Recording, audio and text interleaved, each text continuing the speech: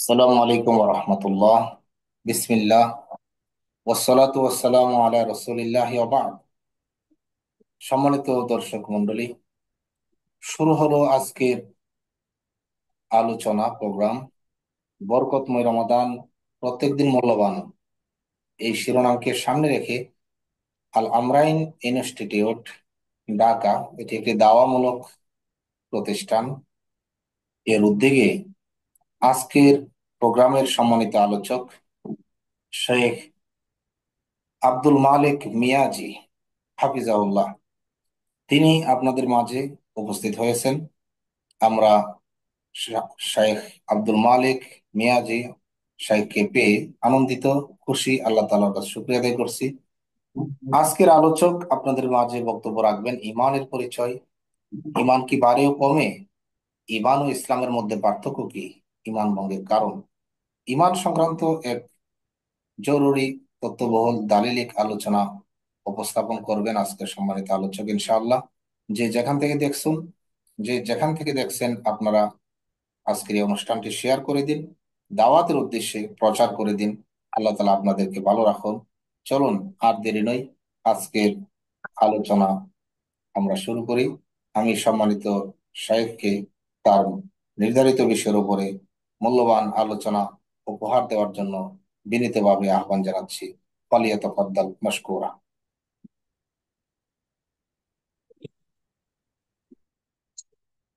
السلام عليكم ورحمة الله وبركاته. إن الحمد لله وحده والصلاة والسلام على أشرف الأنبياء والمرسلين وعلى آله وصحبه أجمعين أما بعد. أعوذ بالله من الشيطان الرجيم. بسم الله الرحمن الرحيم.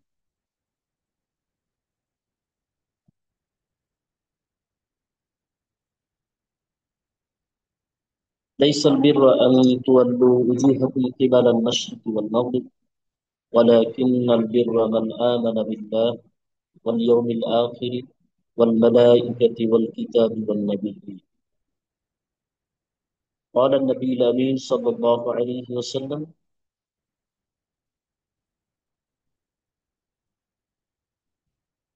بني الإسلام على خمس: شهادة أن لا إله إلا الله محمد رسول الله، والصلاة رمضان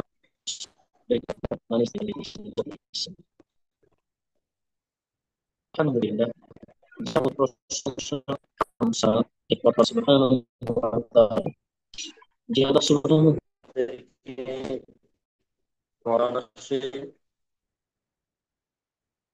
আজকে উপস্থিত এবং এই সিয়াম সাধনার মাসে সিয়াম সাধনা করার তৌফিক দান করেছেন, আল্লাহর কাছে শুকরিয়া আদায় করি, আলহামদুলিল্লাহ। পাশাপাশি আজকের এই দিনে আমরা আল্লাহ আমরাই ইনস্টিটিউট নিবেদিত বরকতময় রমাদান, প্রত্যেকদিন মূল্যবান, এই অনুষ্ঠানে অংশগ্রহণ করে বলা এবং শোনার সুযোগ যে আল্লাহ সুবহানাহু ওয়া তাআলা আমাদেরকে করে দিয়েছেন, আমরা সে আল্লাহ সুবহানাহু ওয়া তাআলার দরবারে সিজদায়ে শুকর আদায় করি, আলহামদুলিল্লাহ। ধন্যবাদ জানাই আরামাইন টিভি এর সম্মানিত প্রধান পরিচালক মোহাম্মদ মঈনুদ্দিন সরকার মাদানী হাফিজাহুল্লাহ এবং দূর দূরান্ত থেকে যারাই আমাদের সাথে অনলাইনে যুক্ত আছেন এবং পরবর্তীতে আমাদের অনুষ্ঠান পুনঃপ্রচার এর অংশগ্রহণ করবেন এবং দেখবেন, সকলকে জানাই পবিত্র মাহ রমাদানের উষ্ণ শুভেচ্ছা। আহলান সাহলান মাহ রমাদান। সম্মানিত সুধী, আমার আজকের আলোচনার বিষয়বস্তু সম্পর্কে ইতিমধ্যে আপনারা জানতে পেরেছেন। আমাদের আজকের আলোচনা চারটি ভাগে ভাগ করা হয়েছে। প্রথম হয়েছে ইমানের পরিচয়, দ্বিতীয় হচ্ছে ইমান কি বাড়ে এবং কমে, তৃতীয় বিষয় হচ্ছে ইমান ও ইসলামের মধ্যে পার্থক্য কি, এবং সর্বশেষ ইমান ভঙ্গের কারণ দিয়ে আমি আমার আজকের আলোচনা শেষ করব। আল্লাহর কাছে তৌফিক চাচ্ছি ইনশাআল্লাহ আজিজ। সম্মানিত সুধী, ইসলামের শুরুর ইসলামে প্রবেশের একটি অন্যতম বিষয় হচ্ছে ঈমান। জান্নাত জাহান্নাম নির্ধারণ হওয়া আল্লাহর পক্ষ থেকে একটি সুনির্ধারিত বিষয়, সেটা হচ্ছে ঈমান। ঈমান এর শাব্দিক এর বিষয়ে যদি আমরা আলোচনা করি, তাহলে ঈমান শব্দটি বাবি ফাল থেকে এসেছে, যার শাব্দিক অর্থ হবে বিশ্বাস করা। আর যারা বিশ্বাস করবে তাদেরকে বলা হয় মুমিন। ঈমানের শাব্দিক পরিচয়ে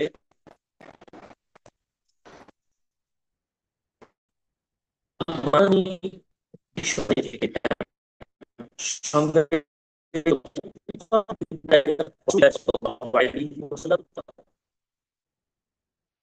ঈমান সেটা হচ্ছে আল্লাহ এবং মুহাম্মদ রাসূলুল্লাহ সাল্লাল্লাহু আলাইহি ওয়াসাল্লামকে হৃদয়ে অর্থাৎ অন্তরে দৃঢ়ভাবে বিশ্বাস করা, মুখে স্বীকৃতি দেয়া এবং মুখে বলা, বিমা লা ইউনাকিদু যালিক, এবং এমন কিছু আমল যেগুলো আল্লাহ এবং রাসূল বলেছেন এর বিপরীত না করা। আমরা সংক্ষিপ্তভাবে ঈমানের বিষয়টাকে আব্দুল মালিক, তিনটি কথায় বলতে পারি। এক, তাসদিকু বিল আমার কলব। এখানে একটু করছি, আপনার এই ইন্টারনেটটা কি দুর্বল কিনা বা আশেপাশে জানালাগুলো খুলে দিবেন কিনা? আপনার কথাগুলো সম্মানিত কেটে শেখ, কেটে আসছে। আমার কথা কি বোঝা যাচ্ছে? আপনার কথা এখন বোঝা যাচ্ছে, মাঝে মধ্যে কেটে কেটে আসতেছে। ইন্টারনেট দুর্বল কিনা আপনার ওখানে? আহ আলহামদুলিল্লাহ, আমার পাশেই রাউটার, ইন্টারনেট দুর্বল হওয়ার আমার সম্ভাবনা দেখতেছি না। জি জি, যদি বিচ্ছিন্ন হয় তাহলে তো অবশ্যই রাউটার বন্ধ থাকবে। ঠিক আছে, এখন ক্লিয়ার আছে। জি প্লিজ। জাযাকাল্লাহ, আল্লাহু মুস্তাআন। সম্মানিত শেখ, আমরা আলোচনা করতেছিলাম ঈমানের পরিচয়। ঈমান শব্দ বিষয়টি হচ্ছে যে সেটা ভালো করে থাকবে। আমরা ঈমানকে তিনটি কথায় প্রকাশ করতে পারি, সংজ্ঞায়িত করতে পারি। এক, তাসবিল কল, অন্তর্ভাস করা, অন্তরের সত্তাই আল্লাহ বলতে পারে। অকল বিল লিসান, এবং মুখে কীর্তন করা, যেমনি মুহাম্মদ রাসূলুল্লাহ সাল্লাল্লাহু আলাইহি ওয়াসাল্লাম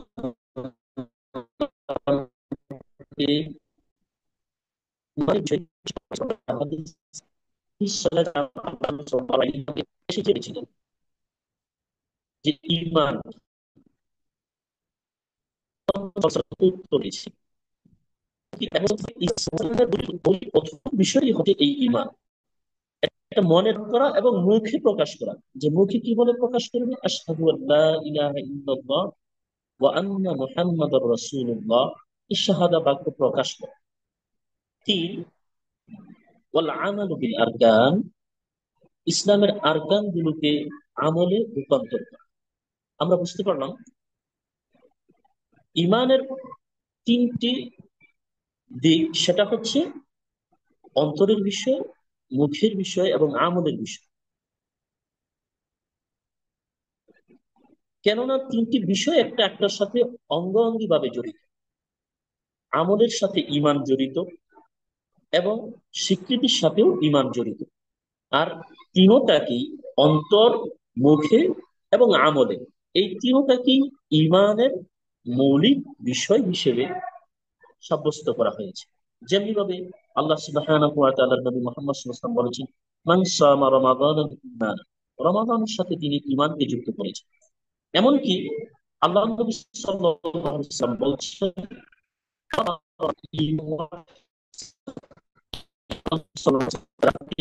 ঈমানকে যুক্ত করেছে।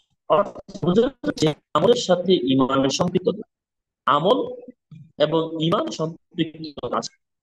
আল্লাহ সুবহানাহু ওয়া তাআলা ঈমানের উপর গুরুত্ব করে সূরা বাকারা 107 নম্বর আয়াতে বলেন, লাইসাল বিররা আন তুওয়াল্লু কিবালাল মাশরিকি ওয়াল মাগরিব,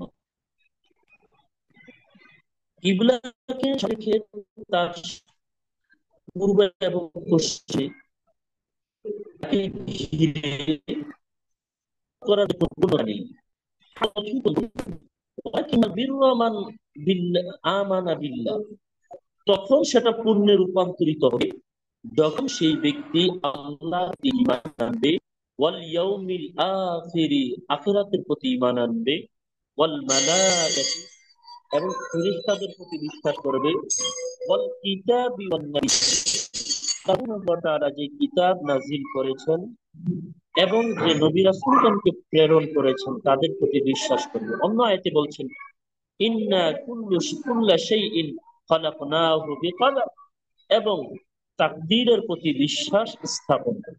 সম্মানিত শুধু, অর্থাৎ ইমানের গুরুত্ব বোঝাতে গিয়ে আল্লাহ নবী সাল্লাল্লাহু আলাইহি সাল্লামের কাছে আল্লাহ সুবহানাহু ওয়া তাআলা ইমানের মৌলিক যে বিষয়গুলো, রুকনগুলো, সেটাও উল্লেখ করে দিয়েছে। এবং কি, আমলের পূর্বে ইমান খুব গুরুত্বপূর্ণ বিষয়। যদি ইমান আনায়ন না হয়, আমলের কোনো গুরুত্ব থাকে না, এই কথাও আল্লাহ সুবহানাহু ওয়া তাআলা সূরা বাকারার 177 নম্বর আয়াতে উল্লেখ করেন। সম্মানিত শুধু, ইমানের আরকানের ব্যাপারে আমরা হাদিসে জিবরাইল পড়েছি কিছুক্ষণ আগে, আমি বলেছি, যেটা সহিহ মুসলিম থেকে এবং কি অন্যান্য হাদিস গ্রন্থ থেকে, তিরমিজি সহকারে, ইবনে মাজাহ সহকারে অন্যান্য হাদিস গ্রন্থেও হাদিসে জিবরাইল খুব প্রসিদ্ধ একটি হাদিস। এই হাদিসে রাসূল সাল্লাল্লাহু আলাইহি ওয়াসাল্লামকে জিবরাইল আলাইহিস সালাতু ওয়াস সালাম স্বয়ং উপস্থিত হয়ে ঈমান, ইসলাম, ইহসান করিয়েছেন। আল্লাহ নবী সাল্লাল্লাহু আলাইহি ওয়াসাল্লাম ঈমান, আল্লাহ নবী আপনি বলুন ঈমানের ব্যাপারে। ঈমান, আল্লাহ নবী সাল্লাল্লাহু আলাইহি ওয়াসাল্লাম বলছেন, আনতুমিনা বিল্লাহ, তুমি আল্লাহর প্রতি বিশ্বাস স্থাপন করবে, ওয়া মালাইকাতিহি, প্রতি বিশ্বাস স্থাপন করব, কিতাবিহি, কিতাব যেগুলো নাযিল হয়েছে সেগুলোর প্রতি বিশ্বাস স্থাপন করবে, ওয়ান নাবিয়্যিন, নবী রাসূলদের প্রতি বিশ্বাস স্থাপন করবে, ওয়াল ইয়াউমিল আখিরি, শেষ দিবসে বিশ্বাস স্থাপন করবে, ওয়াল ইউমিনু বিল কদরি, এবং ভালো মন্দ তাকদীর আল্লাহর পক্ষ থেকে নির্ধারিত, এগুলোর প্রতি বিশ্বাস স্থাপন করবে। অর্থাৎ ঈমানের যে 6টি রুকুন আল্লাহর নবী সাল্লাল্লাহু আলাইহি সাল্লাম এই হাদিসে উল্লেখ করেন। সম্মানিত শুধু, আমরা বুঝতে পারলাম ঈমান কি জিনিস। ঈমান হচ্ছে অন্তর দিয়ে বিশ্বাস করার নাম, ঈমান হচ্ছে মুখে স্বীকৃতি করার নাম, ঈমান হচ্ছে আমলে পরিণত করার নাম। আল্লাহ এবং তার রাসূল যা দিয়েছেন সেগুলো রাসূল সাল্লাল্লাহু আলাইহি ওয়াসাল্লামের দেখানো পদ্ধতিতে আমলে বাস্তবায়ন করার নামও ঈমান। আমরা প্রথমত ঈমানের পরিচয় নিয়ে আলোচনা করছি। সম্মানিত সুধী, এ পর্যায়ে আমরা আলোচনা করব ঈমানের দ্বিতীয় বিষয়, আহ, ঈমান বাড়ে এবং কমে। এই বিষয়ে আমাদের অভিমত কি? এই বিষয়ে আল্লাহ সুবহানাহু ওয়া তাআলার অভিমত সুস্পষ্ট। ঈমান বাড়ে এবং কমে। আল্লাহ সুবহানাহু ওয়া তাআলা বলছেন সূরা ফাতহ, ঈমানাম মা ঈমানিহিম, তাদের ঈমানের সাথে আরো ঈমান বৃদ্ধি পায়। যদিচ আমাদের দেশে ভাইরা যা মনে করে ঈমানের বৃদ্ধি, ঈমানের কমই হয়। আল্লাহু মুস্তাআন।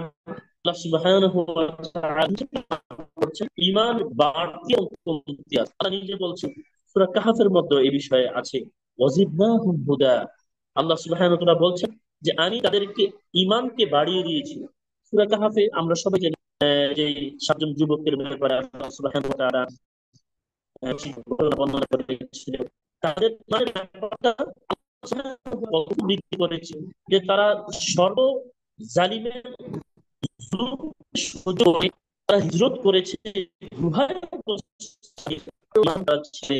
আল্লাহ সুবহানাহু ওয়া তাআলা তাদের এই বিষয়ে আমি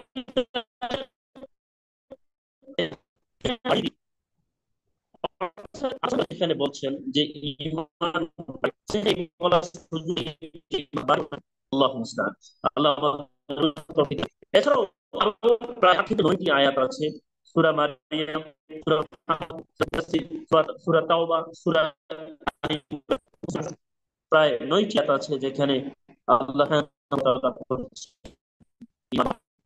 রাসূলুল্লাহ সাল্লাল্লাহু আলাইহি ওয়াসাল্লাম হাদিসে এটা প্রমাণ করে।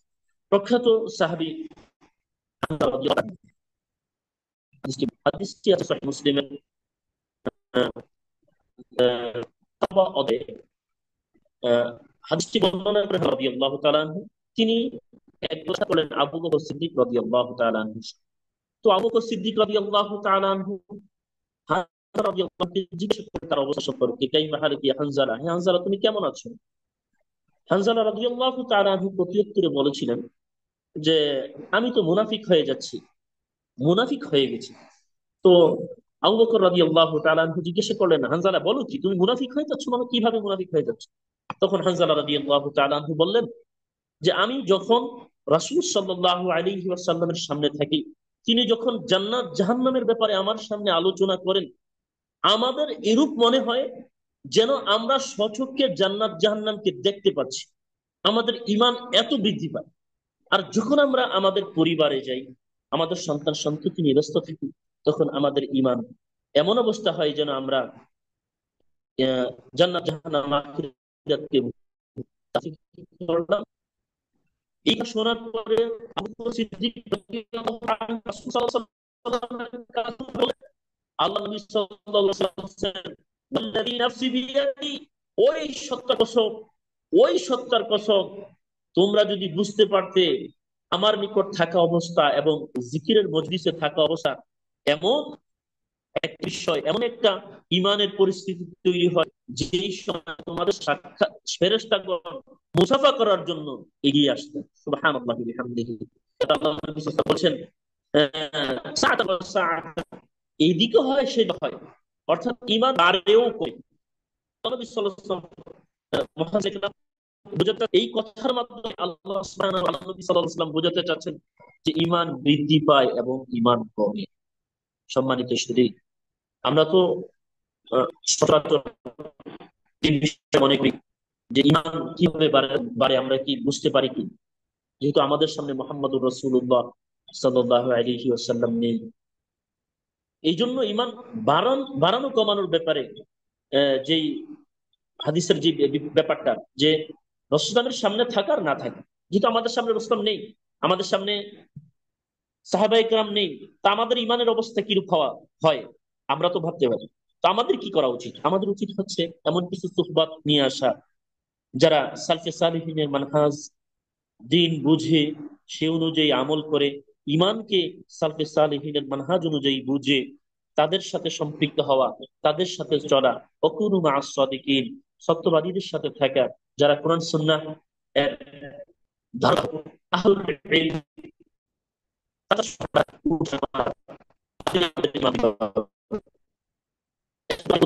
আমল করা, সহিহ সুন্নাহ ভিত্তিক আমল করা। কারণ আমলের দ্বারা ইমান বাড়ে, আমলের দ্বারা এই ব্যক্তি তার আমলকে আল্লাহর সন্তুষ্টির জন্য করে, সেই ব্যক্তির ইমান অনুরূপ ভাবে বাড়ে। কেননা ইমানের শর্তের ভিতরে আমরা এটা পড়েছি, তাসদিক বিল জিনান, আমাল বিল আরকান, তৃতীয় বিষয়টাকে আমরা পড়েছি যে ইমান আনার জন্য যে তিনটা বিষয়, অন্তর্বিষ্কার করা, মুখে অন্তর্বিশ্বাস করা, মুখে স্বীকার করা এবং আমল করা।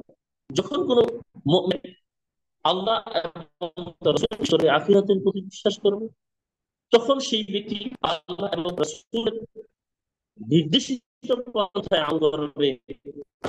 যেমনি ভাবে ঈমান বৃদ্ধি পায়, আল্লাহ সুবহানাহু ওয়া তাআলা যে ফাযাদাতুহুম আলা রাব্বিহিম ইয়াতাওয়াক্কালুন, যখন কেউ কোরআন তিলাওয়াত করে, জিকিরে থাকে, জিকিরের মজলিসে থাকে, কোরআনের মজলিসে থাকে, তখন তার ঈমান এমন ভাবে বৃদ্ধি পায় যে বৃদ্ধি পেতে পেতে তারা একমাত্র আল্লাহ সুবহানাহু ওয়া তাআলার উপর তাওয়াক্কুল করে।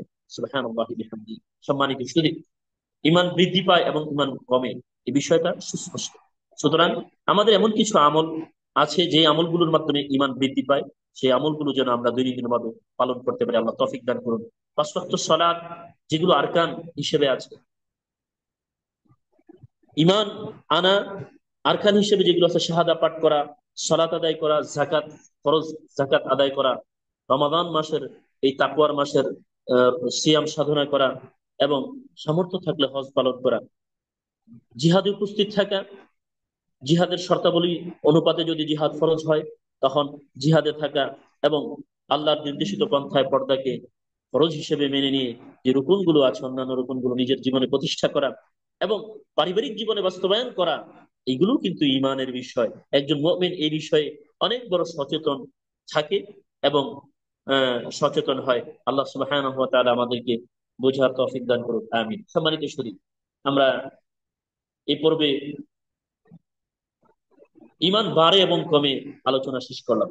আল্লাহ সুবহানাহু ওয়া তাআলা আমাদের বোঝার তৌফিক দান করুন, আমিন। আমরা তৃতীয় বিষয় যাচ্ছি। ইমানের পার্থক্য আছে।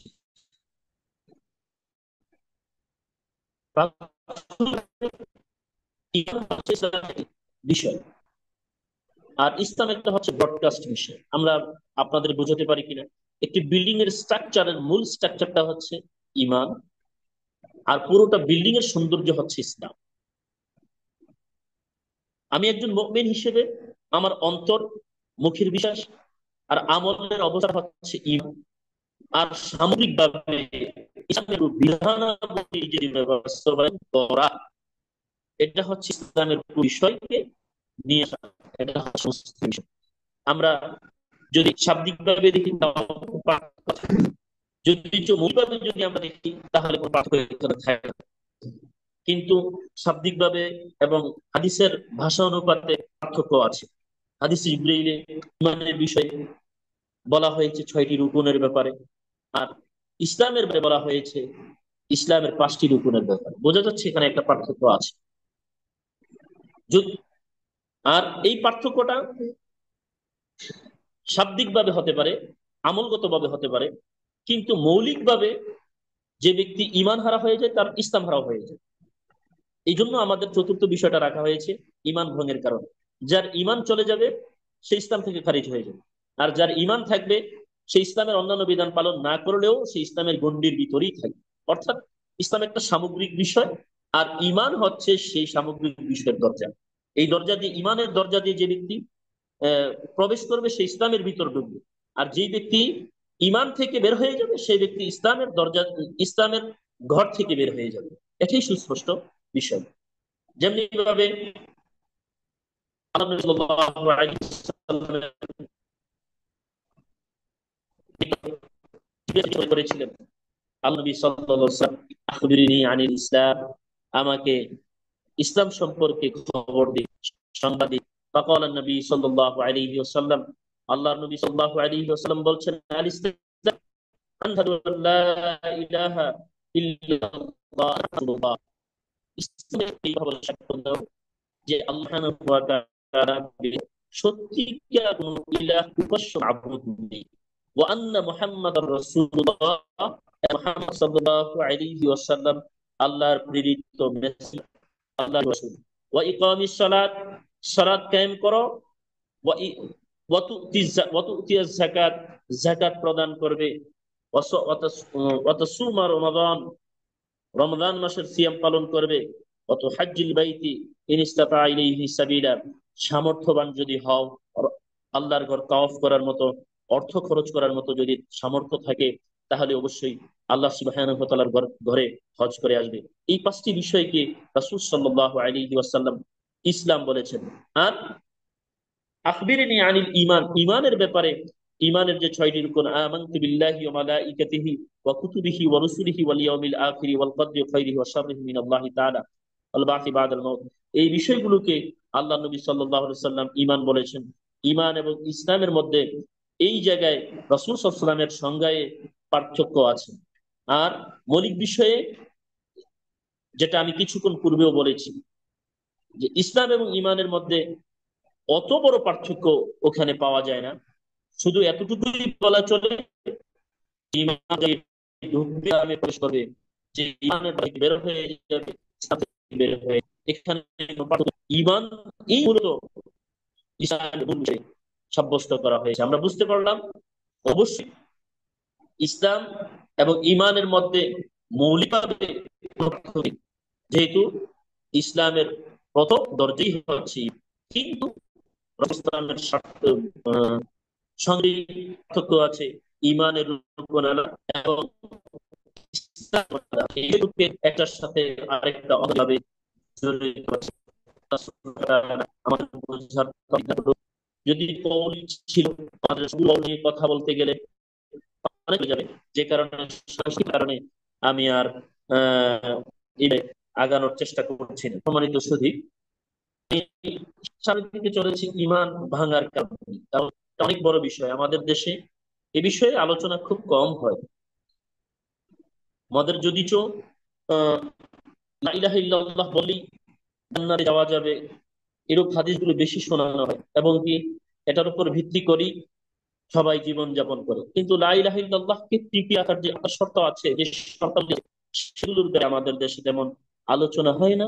এবং এগুলোর দার্স, এগুলোর জনগণের সামনে পৌঁছে দেওয়া, জনগণকে লা ইলাহা ইল্লাল্লাহ মর্মার্থ বুঝা, এবং একজন মুমিনকে লা ইলাহা ইল্লাল্লাহর প্রকৃত অর্থ তার কানে পৌঁছানো এবং তার হৃদয়ে গাঁথার ব্যাপারে তেমন আলোচনা হয়। কিন্তু শেষ আলোচনা না, আমি বলছিলাম আজকের বিষয় যে ইমান যে বিষয় আমাদের সামনে চলে, ইমান পরিচয়, ইমান পালন, ইমান ইসলামের মধ্যে পার্থক্য আছে।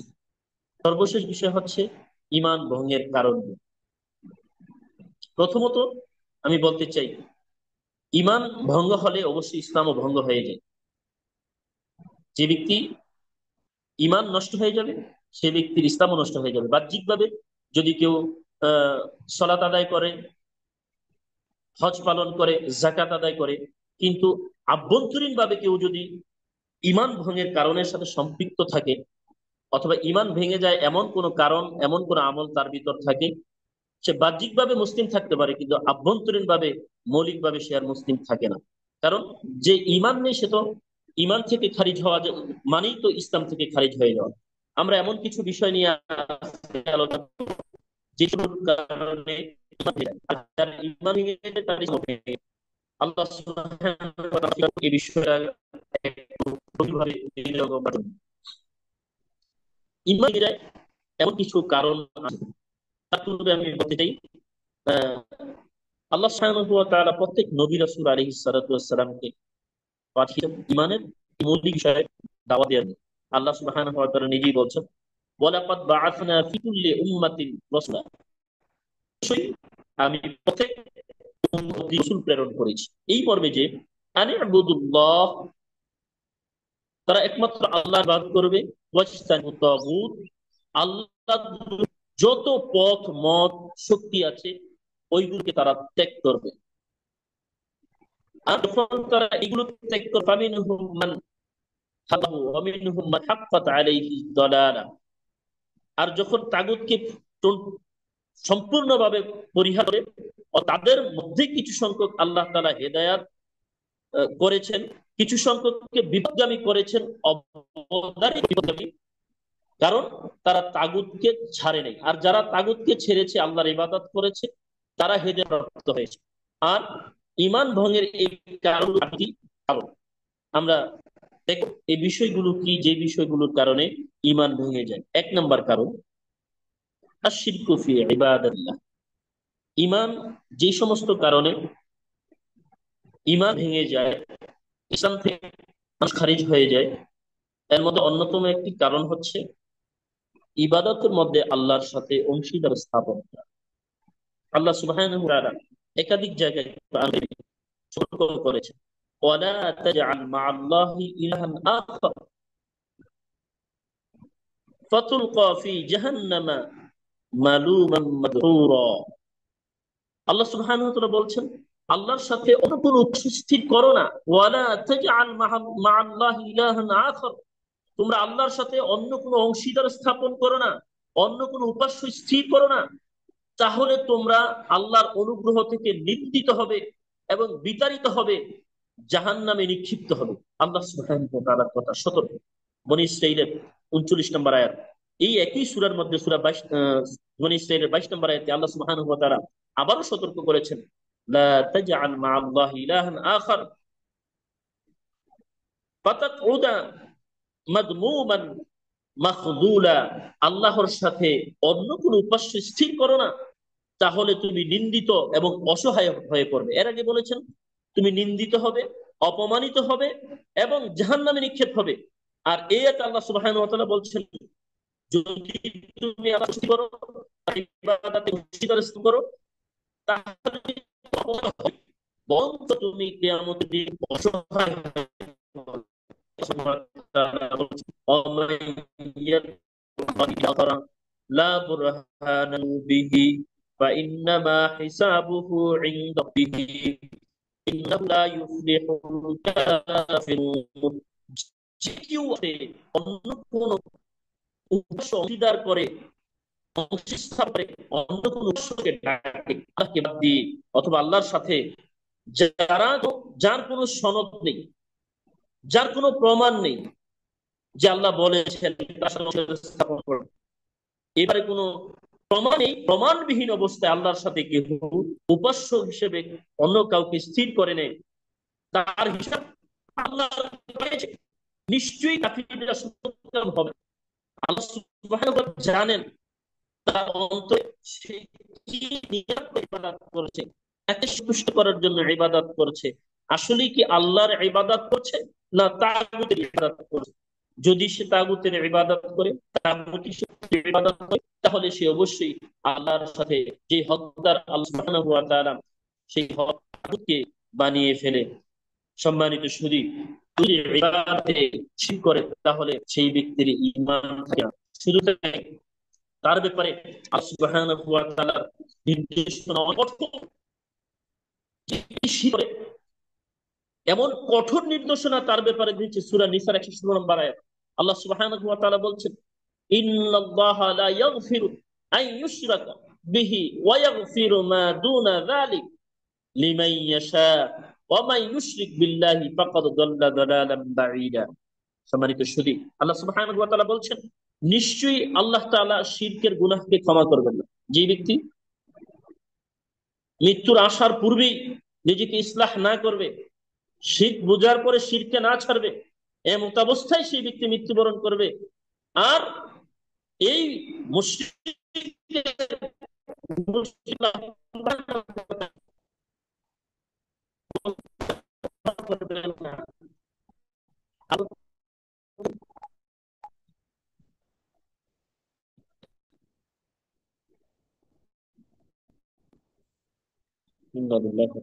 সম্মানিত সুধী,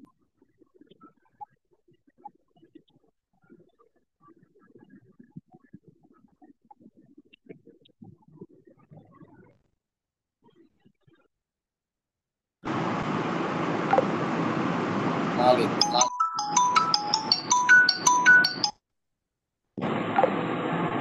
আসসালামু আলাইকুম। সম্মানিত সুধী, আমরা আন্তরিকভাবে দুঃখিত, একটু একটু বিভ্রাট হওয়ার জন্য। জি জি আল্লাহ ঠিক। সুবহানাহু ওয়া তাআলা আমাদের উপর রহম করুন। সম্মানিত সুধী, আলোচনা করলাম ঈমান ভঙ্গের প্রথম কারণ, যে কারণে আমাদের ঈমান হয়ে যায়, ইসলাম থেকে মানুষ বের হয়ে যায়। এর মধ্যে প্রথম কারণ হচ্ছে আল্লাহর সাথে ইবাদতে শিরক করা। আর শিরকের ব্যাপারে আল্লাহ সুবহানাহু ওয়া তাআলার যে কঠোর নির্দেশনা, যে আল্লাহ সুবহানাহু ওয়া তাআলা বলছেন, ইন্নাল্লাহা লা ইয়াগফিরু আন বিহি ওয়া ইয়াগফিরু মা দুনা যালিকা। আল্লাহ সুবহানাহু ওয়া তাআলা শিরক ছাড়া বান্দার যে কোনো গুনাহগুলোকে আল্লাহ ক্ষমা করবেন।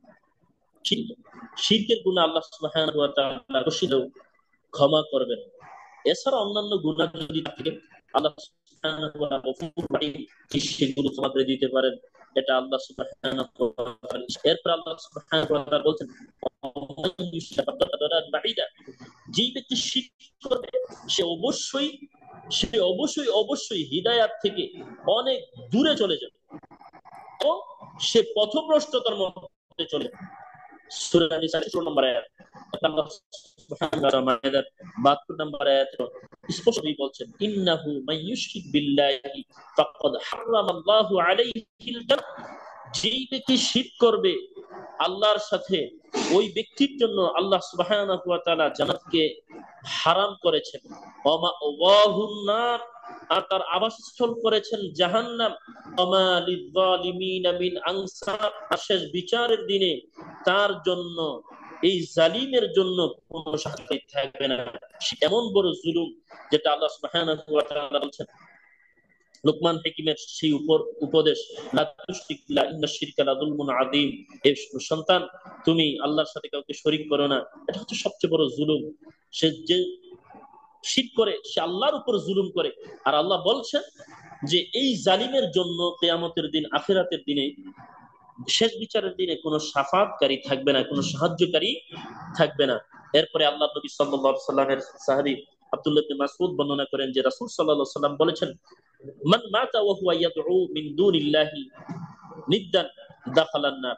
যেই ব্যক্তি আল্লাহর সাথে কাউকে শরীক করা অবস্থায় মৃত্যুবরণ করবে, আল্লাহর সাথে অংশীদার স্থাপন অবস্থায় মৃত্যুবরণ করবে, সেই ব্যক্তি জাহান্নামে পতিত হবে। এছাড়াও আল্লাহ নবী সাল্লাল্লাহু আলাইহি ওয়াসাল্লামের সাহাবী জাবের রাদিয়াল্লাহু তাআলা আনহু বলেন, রাসূল সাল্লাল্লাহু আলাইহি ওয়াসাল্লাম ইরশাদ করেন, মান লাকিয়াল্লাহু লা ইউশরিক বিহি শাইআ। যেই ব্যক্তি আল্লাহর সাথে সাক্ষাৎ করবে এমত অবস্থায় যার আমলনামায় কোনো শিরকের গুনাহ নেই, দাখালাল জান্নাহ, আল্লাহ সুবহানাহু ওয়া তাআলা তাকে জান্নাত দিবেন, সেই ব্যক্তি জান্নাতে প্রবেশ করবে। ওমান লাকিয়া ইউশরিক বিহি, আর যেই ব্যক্তি শিরক করা অবস্থায় শিরকের গুনাহ নিয়ে আল্লাহর সাথে সাক্ষাৎ করবে, দাখালান নার, ওই ব্যক্তিকে আল্লাহ সুবহানাহু ওয়া তাআলা জাহান্নামে দিবেন, অর্থাৎ সেই ব্যক্তি জাহান্নামে প্রবেশ করবে। রাসূল সাল্লাল্লাহু আলাইহি ওয়াসাল্লাম কেউ আল্লাহ সুবহানাহু ওয়া তাআলার রহমত দিয়ে কথা সুবহানাহু ওয়া তাআলা স্পষ্ট ভাষায় মুহাম্মদ সাল্লাল্লাহু আলাইহি ওয়াসাল্লামকে এই ভয়াবহতা নিয়ে জানাচ্ছেন, মুহাম্মদ সাল্লাল্লাহু আলাইহি ওয়াসাল্লাম, যদি আপনি মুহাম্মদ সাল্লাল্লাহু আলাইহি ওয়াসাল্লাম করেন, ফাস্তাইজ বিল্লাহ, মুহাম্মদ সাল্লাল্লাহু আলাইহি ওয়াসাল্লাম সারা ব্যাপার হয়ে মক্কা এবং মদিনা সহকারে তাওহীদের যে প্রচার প্রসার, যেই মূর্তির বিরুদ্ধে, যেই গণতান্ত্রিক অবস্থার বিরুদ্ধে, মানুষ যেই এক অন্যের কে ইলাহ হিসেবে সাব্যস্ত করার বিরুদ্ধে, খ্রিস্টানদের যেই তৃতীয়বাদের বিরুদ্ধে এবং বিপদগামীদের বিরুদ্ধে যে কথাগুলো সাল্লাল্লাহু আলাইহি ওয়াসাল্লাম পক্ষ থেকে মেসেজ হিসেবে নিয়ে এসেছেন, সেই মেসেজের উপরে আশা করি না মুহাম্মদ সাল্লাল্লাহু আলাইহি ওয়াসাল্লাম শিরকের মধ্যে থাকবেন। অথচ মুহাম্মদ সাল্লাল্লাহু আলাইহি ওয়াসাল্লামকে আল্লাহ সুবহানাহু ওয়া তাআলা সতর্ক করেছেন, লাইন আশরাকতা। এই সতর্ক মানে মুহাম্মাদের পরবর্তী সকল উম্মতকে কিয়ামত পর্যন্ত যারা আসবে প্রত্যেককে সতর্ক করে দেওয়া। লাইন আশরাকতা, মুহাম্মদ সাল্লাল্লাহু আলাইহি ওয়াসাল্লাম আপনিও যদি শিরক করেন, লা ইয়াহবাতান্না আমালুক, আমি আল্লাহ সুবহানাহু ওয়া তাআলা আপনার আমলকেও বাতিল করে দেব। অর্থাৎ কেউ যদি শিরক করে, শিরক করার পরে তার আমলগুলো বাতিল হয়ে যায়। ইতিপূর্বে কেউ যদি হজ করে আসে, কেউ যদি 5 ওয়াক্ত সালাতকারী হয়, কেউ যদি ঈমানদার হয়, তাহলে তার ঈমান চলে যাবে, আমল বাতিল হবে, সালাত বাতিল হবে, হজ বাতিল হবে, যাকাত বাতিল হবে, মুহাম্মদ সাল্লাল্লাহু আলাইহি ওয়াসাল্লাম আল্লাহ সুবহানাহু ওয়া তাআলা তার মাধ্যমে বুঝাতে চাচ্ছেন, ওয়ালা তাকুনান্না মিনাল খাসিরিন, আর ওই ব্যক্তি হয়ে যাবে খাসের অন্তর্ভুক্ত, ক্ষতিগ্রস্তদের অন্তর্ভুক্ত। যেই ব্যক্তি হবে পূর্ণাঙ্গ ক্ষতিগ্রস্ত, যাকে আল্লাহ সুবহানাহু ওয়া তাআলা কিয়ামতের দিন কোনো সাহায্য করবেন না। সম্মানিত সুধী, আমরা বুঝতে পারলাম ঈমান ভেঙে যায় এর মধ্যে প্রথম কারণ হচ্ছে আল্লাহর সাথে, আল্লাহর ইবাদতের সাথে শিরক করা। আমরা সর্বাত্মক ভাবে চেষ্টা করব কঠিন কালেও যেন কোনো বিষয়ে আল্লাহর সাথে শরীক না করি। আমরা ইতিপূর্বে শিরকের ব্যাপারে, ভয়াবহতার ব্যাপারে বুঝতে পারলাম, কিন্তু আমাদের সমাজ ব্যবস্থাপনায় যে শিরকগুলো অহরহ চলে, আল্লাহরকে অংশীদার সাব্যস্ত করার সাথে সাথে আমরা সে ব্যাপারেও দিক নির্দেশনা করতে পারি। কিছু শিরক আমরা সুস্পষ্টভাবে আলোচনা করতে পারি, যেমন আল্লাহ ছাড়া অন্য কোনো ব্যক্তির কাছে চাওয়া। চাওয়া একটি ইবাদত। আল্লাহ নবী সাল্লাল্লাহু আলাইহি ওয়াসাল্লাম বলছেন, যেই ব্যক্তি আল্লাহর কাছে চায় না, ইয়াগদাব আলাইহি, ওই ব্যক্তির উপর আল্লাহ রাগান্বিত হয়। আর ওই ব্যক্তি যদি আল্লাহর কাছে না চেয়ে কোনো মাজারের কাছে গিয়ে চায়, তাহলে আল্লাহ তার উপর আরো রাগান্বিত হবেন, কোনো সন্দেহ থাকে না। শুধু তাই নয়, সন্তানদের মালিক আল্লাহ। কোনো ব্যক্তি, কোনো বস্তু, কোনো কবর, কোনো মাজার, কোনো পীর, কোনো ল্যাংটা পীর, কোনো জিন্দা পীর, কোনো মরা পীর, কেউ সন্তান দান করতে পারে না যতক্ষণ পর্যন্ত আল্লাহ সুবহানাহু ওয়া তাআলা সন্তান দান না করেন। ভালো মন্দ তাকদীরের ব্যাপারও আল্লাহর হাতে। শুধু তাই নয়, তাবিজ কবরও শিরক বলা হয়। শুধু তাই নয়, আমাদের দেশে মান্নত করা কবর কেন্দ্রিক যত ইবাদত আছে, যেগুলো আমাদের দেশে ইবাদত হিসেবে প্রচলিত এবং দিন ধর্ম হিসেবে প্রচলিত, এগুলো প্রকাশ্য শিরক, যেগুলো ইবাদতের সাথে সম্পৃক্ত। সিজদা একমাত্র আল্লাহর সাথে। কেউ যদি সন্তুষ্ট হয়েও সিজদা করে, সে আল্লাহর সন্তুষ্টির জন্য সিজদা করে। কোন ব্যক্তিকে তাজিমি সিজদা নামে কোন সিজদা করাটা উম্মতে মুহাম্মদের জন্য আল্লাহ সুবহানাহু ওয়া তাআলা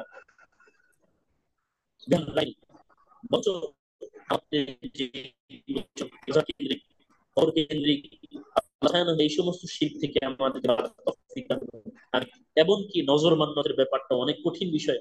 আমরা অনেক বিপদ পড়লে নজর মান্যত করি, যে নজর মান্যত আল্লাহ ব্যতীত অন্য কারণ নামে করা যায়। এমনকি কসম, মান হালাফা বিগাইরিল্লাহ, রাসূল সাল্লাল্লাহু আলাইহি সাল্লাম বলছেন, মান হালাফা বিগাইরিল্লাহ ফাকাদ আশরাকা, যেই ব্যক্তি আল্লাহ ব্যতীত অন্য কিছুর নামে শপথ করবে সে শিরক করবে। আমরা তো কেউ কিতাবের কসম করি, কেউ চোখের কসম করি, কেউ ছেলের কসম করি, সন্তানের কসম করি, বাবা মার কসম করি, মাদ্রাসার বিদ্যার কসম করি। এই কসমগুলো হচ্ছে জাহিলি কসম, যেগুলোর সাথে আমাদের ইসলামের দৃঢ়তম সম্পর্ক নেই। কসম করতে হবে একমাত্র আল্লাহর সাথে, শপথ আল্লাহ, যেমনি মোহাম্মদ সাল্লাল্লাহু আলাইহি সাল্লাম শপথের বাক্য বলেছেন, ওয়াল্লাহি বিল্লাহি তাল্লাহি, এগুলো হচ্ছে শপথের বাক্য। আল্লাহ সুবহানাহু ওয়া তাআলা আমাদের বোঝার তৌফিক দান করুন, যাবতীয় শিরক থেকে আমাদেরকে আল্লাহ সুবহানাহু ওয়া তাআলা হেফাজত করুন, আমিন। সম্মানিত সুধী, ঈমান ভঙ্গের তৃতীয়তম কারণ হচ্ছে কোন ব্যক্তি আল্লাহ এবং তার বান্দার মাঝে মাধ্যম তৈরি করে ডাকা এবং ওই ব্যক্তির কাছে শাফাআত চাওয়া। এটাও এটা এই মাধ্যম যদি কেউ অবলম্বন করে সেই ব্যক্তি ঈমান থেকে খারিজ হয়ে যায়। ঈমানের একটি বিষয় হচ্ছে আমি আল্লাহর প্রতি বিশ্বাস করি, আল্লাহকে ডাকার জন্য কোনো মাধ্যমও প্রয়োজন হয় না, আল্লাহর কাছে চাইতেও কোনো মাধ্যমের প্রয়োজন হয় না। শাফাআতের সম্পূর্ণ বিষয় হচ্ছে আল্লাহর। আল্লাহ নিজে বলছেন, কুল্লিল্লাহি শাফাআতুল জামিআ, সমস্ত সুপারিশ আল্লাহর আয়াতাধীন। সাম্রাজ্য সবটাই আল্লাহ। সুতরাং এখানে অন্য কোনো কারো হাতে শাফাআতের ভার তুলে দেননি।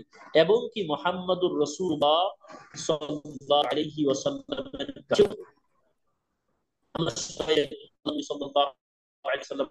শাফাআতের কয়েকটা বিষয় আছে সহিহ হাদিস দ্বারা প্রমাণিত। মসজিদ শাফাআত করবে, কোরআন শাফাআত করবে, আমল, ভালো আমল, সালাত শাফাআত করবে,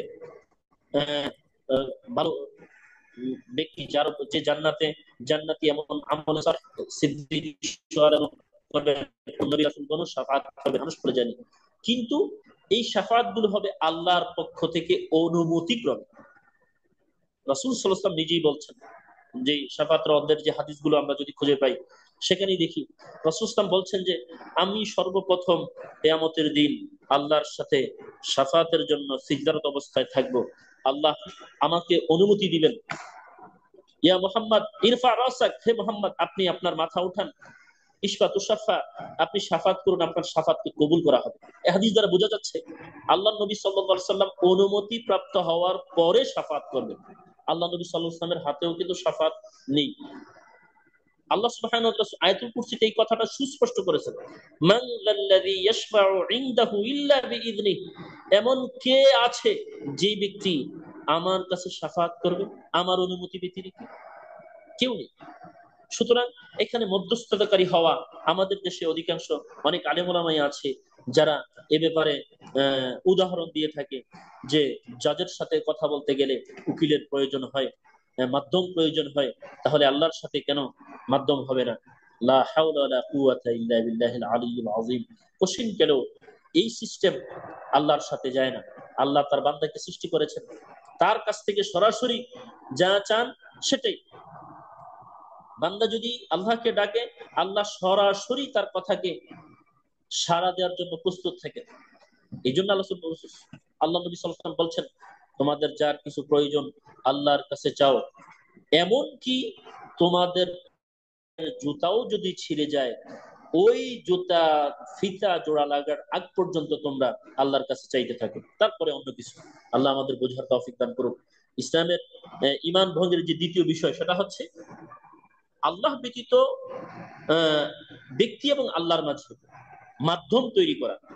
যেই মাধ্যম কেউ যদি ওসিলা হিসেবে সাব্যস্ত করে নেয় কোনো ব্যক্তিকে, তাহলে ওই ব্যক্তি ঈমান থেকে খারিজ হয়ে গেল। কারণ আল্লাহকে ডাকতে আল্লাহর মাঝে কোনো কাউকে উপস্থাপন করা জরুরি না, এবং কি শাফাআতের টোটাল বিষয়টা আল্লাহ সুবহানাহু ওয়া তাআলার কাছে নির্ধারিত। আল্লাহ আমাদের বোঝার তৌফিক দান করুন, আল্লাহুম্মা আমিন। সম্মানিত সুধী, ঈমান থেকে খারিজ হয়ে যাওয়ার তৃতীয় বিষয় হচ্ছে যেই ব্যক্তি মুশরিক, প্রকাশ্যে শিরকে লিপ্ত, এমন ব্যক্তিকে কাফের মনে না করা। এ ব্যাপারে কুরআনুল কারীমের অনেকগুলো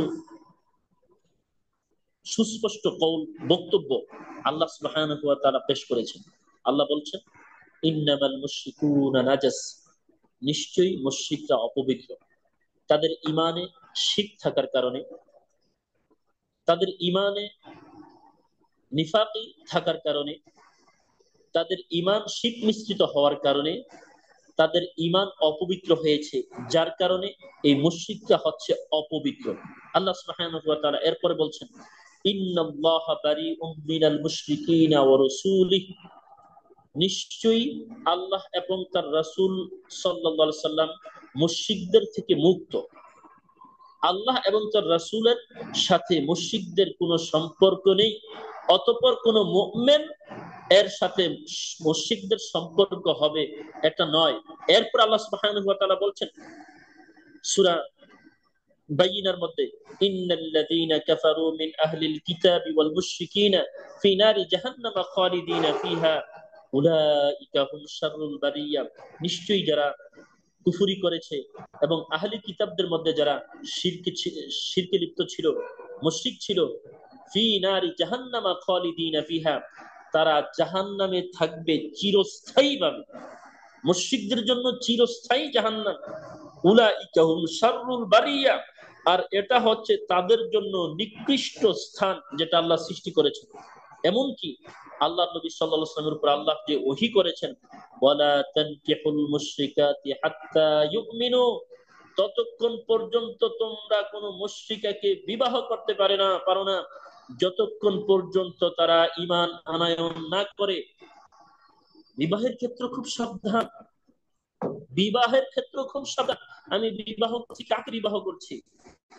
শিরকের সম্পর্ক আছে একজন মুশরিকের সাথে? কোশ্চিন কেন একজন মুমিনের বিবাহ সাব্যস্ত হয় না, সঠিক হয় না? কারণ মুশরিকরা শিরকের কারণে ঈমান থেকে অপবিত্র, আর এই অপবিত্রতার কারণে তারাও কাফের হিসেবে সাব্যস্ত। যদিচ আমাদের দেশে যারা মাজারে সিজদাকারী, প্রকাশ্যে যারা শিরক করছে, তাদের মুশরিক তো বলি না, এমনকি কাফেরও মনে করে না, অনেক আছে। আল্লাহ আমাদের বোঝার তৌফিক দান করুন। অথচ যারা মুশরিক তারা কাফের, তারা আল্লাহকে অস্বীকার করে, যদিচ তারা মুখে বলে স্বীকার করে যে আল্লাহ ইলাহা ইল্লাল্লাহ বলে, তারা মুখে বলে লা ইলাহা ইল্লাল্লাহ, মূলত অন্তরে লা ইলাহা ইল্লাল্লাহ ঢুকেনি, প্রবেশ করেনি। বস্তুত তারা আল্লাহ সুবহানাহু ওয়া তাআলাকে এই ঈমানের সাথে শিরক করার কারণে আল্লাহ সুবহানাহু ওয়া তাআলাকে অস্বীকার করেছে। আল্লাহ সুবহানাহু ওয়া তাআলা আমাদের বোঝার তৌফিক দান করুন, আমিন। সম্মানিত সুধী, ঈমান থেকে বের হয়ে যাওয়ার জন্য চতুর্থ হচ্ছে মুহাম্মাদুর রাসূলুল্লাহ সাল্লাল্লাহু আলাইহি ওয়াসাল্লামের দেখানো পথ ব্যতীত অন্য কোন পথ বা বিধানকে হুকুমাত হিসেবে উত্তম মনে করা। সম্মানিত সুধী, এই বিষয়টা অনেক ভাববার বিষয়। আল্লাহ সুবহানাহু ওয়া তাআলা এই ব্যাপারে কি বলেছেন, আমরা এই আয়াতটা একটু দেখি। ইত্তাখাযু আহবারাহুম ওয়া রুহবানাহুম আরবাবাম মিন দুনিল্লাহ, ইহুদি খ্রিস্টানরা তাদের পণ্ডিত এবং সংসার বিরাগীদেরকে তাদের প্রভু রূপে গ্রহণ করেছে। তারা হালাল বললে হালাল, হারাম বললে হারাম। তারা আল্লাহর হালালকে হারাম বলেছে, তারা আল্লাহর হারামকে হালাল বলেছে। সেইগুলোকে ইহুদি খ্রিস্টানরা মেনে নিয়েছে। ফলশ্রুতিতে তাদেরকে আল্লাহর সমপর্যায়ে মেনে নিয়েছে। আল্লাহর বিধানকে তোয়াক্কা করে তারা তাদের পাদ্রীদেরকে, তাদের পণ্ডিতদেরকে প্রভু রূপে গ্রহণ করেছে। অর্থাৎ পাদ্রীরা যে দিন তাদের কাছে দিয়েছেন তারা সেটাই মেনে নিয়েছে। তারা এটা যাচাই বাছাই করেন এই দিন কি আল্লাহর কাছে দিয়েছে কিনা। আল্লাহ সুবহানাহু ওয়া তাআলা বোঝাতে চাচ্ছেন যে দিন হচ্ছে একমাত্র আল্লাহ সুবহানাহু ওয়া তাআলার পক্ষ থেকে, যেটা আল্লাহ তার নবী রাসূলদের মাধ্যমে পাঠিয়েছেন। কেউ যদি নবী রাসূলদেরকে ডিঙিয়ে নিজেদের আলেম ওলামাদের মতামত নিয়ে চলতে চায়, ইসলামকে বাদ দিয়ে, নবী রাসূল করিম সাল্লাল্লাহু আলাইহি ওয়াসাল্লামের সুন্নাতের পথকে বাদ দিয়ে কেউ যদি অন্য পথে হুকুমাতে উত্তম মনে করে, সেই ব্যক্তিও ঈমান থেকে খারিজ হয়ে যাবে। আল্লাহ সুবহানাহু ওয়া তাআলা বলছেন, ওমা কানা লিমুমিনিন ওয়ালা মুমিনাতিন ইযা কাদাল্লাহু ওয়া রাসূলুহু আমরান আন ইয়াকুনা লাহুমুল খিয়ারা মিন আমরিহি ওয়া মান ইয়াসিল্লাহু ওয়া রাসূলুহু ফাকাদ দাল্লা দালালাম মুবিনা। আল্লাহ ও তার রাসূলের কোন কাজের আদেশ করলে কোন ইমানদার নারী পুরুষদের এটা উচিত হবে না যে এটা কোন ইমানদার পুরুষের কোন নারীর জন্য ইখতিয়ার নেই যে এই বিষয়ে আল্লাহ এবং আল্লাহ রাসূল পথ দিয়েছেন, মত দিয়েছেন, জীবন আদর্শ দিয়েছেন, ওই আদর্শ ব্যতীত সুফিবাদকে মেনে নেওয়া, মাযহাবী মতানৈক্যে প্রাধান্য দেওয়া, সুন্নাহকে প্রত্যাখ্যান করা, বিদআতকে সামনে দেওয়া, সুফিজমকে নিজের জীবনে বৈরাগ্যবাদ হিসেবে মেনে নেওয়া, সেগুলোকে উত্তম মনে করাও ইসলাম থেকে, ঈমান থেকে খারিজ হওয়ার অন্য একটি বিষয়। সেটা আল্লাহ সুবহানাহু ওয়া তাআলা সূরা আহজাবে 36 নম্বর আয়াতে বোঝাতে চাচ্ছেন যে আল্লাহ এবং তার রাসূল যে বিষয়ে তোমাদেরকে আদেশ করেছে তোমাদের অধিকার নেই সেই বিষয়ে কোন মতানৈক্য তৈরি করা এবং এর বিপরীত অবস্থান নেওয়া। আর যেই ব্যক্তি যেই ব্যক্তি আল্লাহ এবং তার রাসূলের অবাধ্য হয়, এর বিপরীতে চলে, ফাকাদ দাল্লা দালালাম মুবিনা, সুস্পষ্ট সেই ব্যক্তি আল্লাহর হেদায়েতের পথ থেকে দলালার পথে, গুমরাহির পথে নিপতিত হবে। এটা আল্লাহ সুবহানাহু ওয়া তাআলা বোঝাতে চেয়েছেন। সম্মানিত সুধী, আমরা বুঝতে পারলাম রাসূল সাল্লাল্লাহু আলাইহি ওয়াসাল্লামের দেখানো পথ ব্যতীত অন্য কোন পথকে নিজের কাছে যদি উত্তম মনে করি, আমি যদি মনে করি যে লালনের জীবনাদর্শী আমার কাছে জীবনাদর্শ, মুহাম্মদ সাল্লাল্লাহু আলাইহি ওয়াসাল্লামের জীবনাদর্শ আমার কাছে কমপ্লিট জীবনাদর্শ না, তাহলে আমি কোশ্চিনকালেও ইমানদার দাবি করতে পারি না।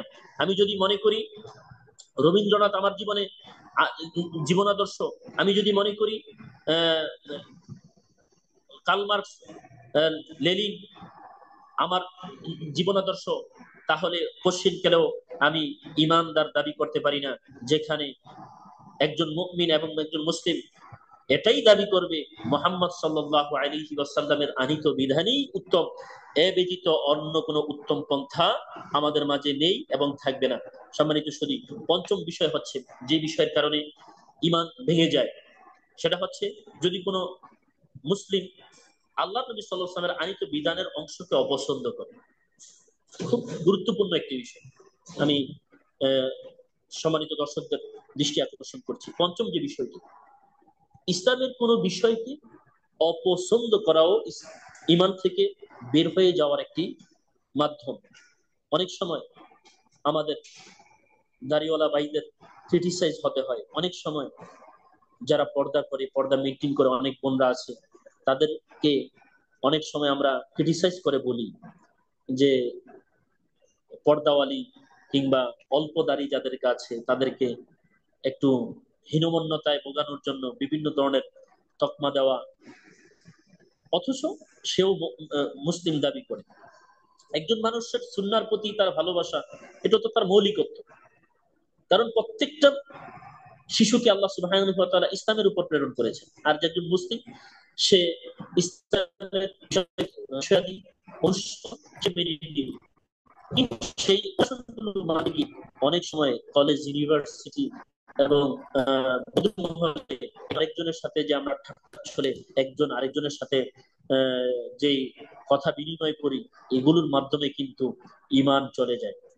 কারণ আমার কাছে দাড়ি অপছন্দ হওয়া এটা কিন্তু অনেক বড় একটা ক্ষতির বিষয়। দাড়ি আল্লাহ সুবহানাহু ওয়া তাআলা নবী সাল্লাল্লাহু আলাইহি ওয়াসাল্লাম রাখতে বলেছেন, রেখেছেন এবং কাটতে নিষেধ করেছেন। এখন আমি যদি এই দাড়িকে অপছন্দ করি, দাড়ি রাখাকে অপছন্দ করি, রাখেন না কোনো কারণ থাকতে পারে, অফিসের জব, যারা মাল্টিন্যাশনাল কোম্পানিতে চাকরি করেন এমন অনেক অজুহাত দেখান, কারণ দেখান যে দাঁড়িয়ে রাখলে তাদেরকে চাকরি রাখবে। এমন চাকরিতে আমি কেন থাকবো যে চাকরিতে আমার ইসলামী অনুশাসনে বাধা বাঁধবে? আমার এমন জীবিকা নির্বাহ কেন থাকবে আমি মুসলিম হিসেবে, যে জীবিকা নির্বাহের কারণে আমি আমার ইসলামিয়াত, আমি আমার ঈমান ধরে রাখতে খুব কঠিন হয়ে যাবে। আমাদের উচিত এই বিষয়গুলোকে খুব সূক্ষ্ম নজরে দেখা, আর এই বিষয়গুলো অনেক সূক্ষ্ম। যদি কোনো ব্যক্তি আল্লাহ প্রেরিত কোনো বিধানকে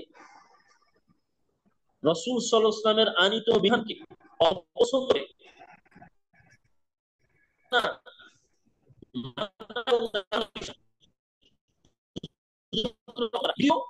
ঈমান থেকে বের হয়ে যাবে। এই ব্যাপারে আল্লাহ রাসূল মুহাম্মদের আহ্বান করা হয়েছে, ওয়াল্লাযীনা কাফারু তা'সান লাহুম ওয়া আযাল্লা আমালাহুম। আর যারা কাফির তাদের জন্য রয়েছে দুর্গতি, এবং তিনি তাদের কর্মকে বিনষ্ট করে দিবেন। কেন? ذلك بأنهم كرهوا ما أنزل الله فأحبط أعمالهم। কেননা আল্লাহ সুবহানাহু ওয়া তাআলা যা নাজিল করেছেন তারা তো পছন্দ করেছে। কোরআন যখন নাজিল হয় তখন রাসূল সাল্লাল্লাহু আলাইহি ওয়াসাল্লামের কাছে যেতে নিষেধ করা হয়েছে। কাফেরদের কাছে এটা অপছন্দনীয় বিষয় ছিল। আমরা মুমিন হয়ে এটা কিভাবে, আমরা মুসলিম হয়ে এটা কিভাবে অপছন্দ করতে পারি? অথচ এইগুলো ইসলামের মৌলিক বিষয়, আমল এবং সুন্নাহ। এবং কি অনেকেই আছে যারা আলেম ওলামা হিসেব, মাযহাবী আলেম ওলামা, নিজেদের মাযহাবী গোঁড়ামি টিকিয়ে রাখার জন্য সুন্নাহকে ব্যঙ্গ করা হয়। রফুল ইয়াদাইনের মতো সুন্নাহকে ব্যঙ্গ করার জন্য পায়ে পা কাঁধে কাঁধ মিলিয়ে সালাতে দাঁড়ানো যে মজবুত শক্তি, যে গুরুত্ব রাসূল সাল্লাল্লাহু আলাইহি ওয়াসাল্লাম দিয়েছেন, এগুলোকে ব্যঙ্গ করার করে অনেক আলেম ওলামা কথা বলেন। আমাদের তো ভাবা উচিত আমাদের আচরণ কি কাফের মুশরিকদের মতো হয়ে যাচ্ছে না? যে তারা আল্লাহ সুবহানাহু ওয়া তাআলার নাজিল করা কোনো বিষয়কে অপছন্দ করার কারণে আল্লাহ সুবহানাহু ওয়া তাআলা তাদের আমলকে বিনষ্ট করেছে। আমরা কি তাদের মতো আচরণ করব যে আচরণের কারণে আল্লাহ সুবহানাহু ওয়া তাআলা আমাদের আমল বিনষ্ট করবেন? অর্থাৎ আমরা যদি ইসলামের তাবুদী বিষয় আছে, ইসলাম সিদ্ধ করেছে মুহাম্মাদুর রাসূলুল্লাহ সাল্লাল্লাহু আলাইহি ওয়াসাল্লামের সুন্নাহ হয়েছে, সেই বিষয়গুলোকে আমাদেরকে অপছন্দ করার বৃহত্তম চিন্তা চেতনাও যেন আমাদের মনে না থাকে। যদি থাকে তাহলে অবশ্যই আমাদের ঈমান ভেঙে যাবে। কেননা ঈমান ভাঙার পঞ্চমতম বিষয় হচ্ছে যে ব্যক্তি আল্লাহ এবং তার রাসূলের আনিত বিধানের কোন বিষয়কে অপছন্দ করে, ওই ব্যক্তির ঈমান ও থাকে না, কারণ সে আল্লাহর বিধানকে পছন্দ করেনি। সম্মানিত সুধী, ইসলাম এবং ঈমান ভঙ্গের ষষ্ঠতম কারণ হচ্ছে যদি কোনো মুসলিম মুহাম্মদ সাল্লাল্লাহু আলাইহি ওয়াসাল্লামের উপর আনিত ধর্মের বিষয়ে ধর্মীয় সওয়াব বা শাস্তির ব্যাপারে ঠাট্টা বিদ্রুপ করে। সম্মানিত সুধী, একটি গুরুত্বপূর্ণ বিষয়। আমার যদি নির্দিষ্ট সময় শেষ, সম্মানিত সঞ্চালকের কাছে আমি কিছু সময় বাড়তি চাইবো, যে আমি যেমন বিষয়টা সম্পূর্ণভাবে শেষ করতে পারি। পালিয়ে 12:40-এর মধ্যে শেষ করবেন। আল্লাহ সুবহানাহু ওয়া তাআলা যে বিধানগুলো আমাদের কাছে দিয়েছেন, যেমন কোন জিনাকারী জিনা করলে, অবিবাহিত হলে বা যদি মিয়াতা জিলদা, তার উপর 100 বেত্রাঘাত পতিত হবে। মুহাম্মদ সাল্লাল্লাহু আলাইহি ওয়াসাল্লামের সহিহ সুন্নাহ দ্বারা তাকে 1 বছরের জন্য গ্রাম থেকে তাড়িয়ে দিতে হবে। কোন বিবাহিত পুরুষ নারী যদি জিনা করে সাক্ষী দ্বারা সাব্যস্ত হয়, তাহলে তাকে রজম করা, তার মৃত্যুদণ্ড কায়েম করা। কোন ধর্ষক যদি ধর্ষণের প্রমাণ হয়ে যায়, তার জন্য মৃত্যু দণ্ড কায়েম করা, চোরের হাত কেটে দেওয়া। এবং ইসলামের অনেক বিষয়গুলো আছে যে বিষয়গুলো আল্লাহ সুবহানাহু ওয়া তাআলা মানব জাতির কল্যাণ রেখেছেন, সেগুলোকে বলা হয় কিসাস, হত্যার বদলে হত্যা। এই বিষয়গুলোকে আল্লাহ সুবহানাহু ওয়া তাআলা মানব জাতির জন্য কল্যাণ রেখেছে। কিন্তু আমাদের দেশে অনেক সুশীল সমাজের অনেক ভাই আছে যে আল্লাহ সুবহানাহু ওয়া তাআলার বিধানকে, এই বিধানগুলোকে নিয়ে ঠাট্টা বিদ্রুপ করে। আনুগত্য তো নেই, ঈমান বিশ্বাস তো নেই, কল্যাণের চিন্তা তো তাদের নেই, বরঞ্চ তারা এই বিষয়গুলোকে নিয়ে ঠাট্টা বিদ্রুপ করে। আল্লাহু মুস্তাআন। এই বিষয়গুলো যদি কেউ দৃঢ়তম বিশ্বাস থেকে দূরে রাখে এবং ঠাট্টা বিদ্রুপ করে, তাহলেও তার ঈমান ভেঙে যাবে। আল্লাহ সুবহানাহু ওয়া তাআলা এই বিধানগুলো দিয়েছেন কল্যাণের জন্য। আসিয়ার মতো 8 বছরের মেয়ের দর্শন এবং তার মৃত্যু হওয়াটা স্বাভাবিক বিষয় নয়। যদি ইসলামের মূল বিষয়, ইসলামের অনুশাসন থাকতো, তাহলে ওই দর্শকের মৃত্যুদণ্ড হতো। এমনকি এদেশে হাজারো জিনাকারীর, হাজারো চোরের, হাজারো দুর্নীতির বিচার যদি ইসলামের বিচার ব্যবস্থায় থাকতো, তাহলে এই মানুষগুলোর সামনে এই বিচার ব্যবস্থা আসার পরে তাদের জন্য কল্যাণকর হতো বলেই আমি বিশ্বাস করি। যারা এ থেকে বিশ্বাস করে না, বরঞ্চ এগুলোকে নিয়ে ঠাট্টা বিদ্রুপ করে, অবশ্যই তারা ইমান থেকে খারিজ হয়ে যাবে। এই ব্যাপারে আল্লাহ সুবহানাহু ওয়া তাআলা নিজে সতর্ক করে বলছেন, সে তো কাফের হবেই। আল্লাহ বলছেন, অকুল আবিলিল্লাহ ওয়া আয়াতিহি ওয়া রাসূলিহি কুনতুম তাস্তাহজিউন। আপনি বলুন, তোমরা কি আল্লাহর সাথে, তার হুকুম আহকামের সাথে, তার রাসূলের সাথে ঠাট্টা বিদ্রুপ করেছিলে?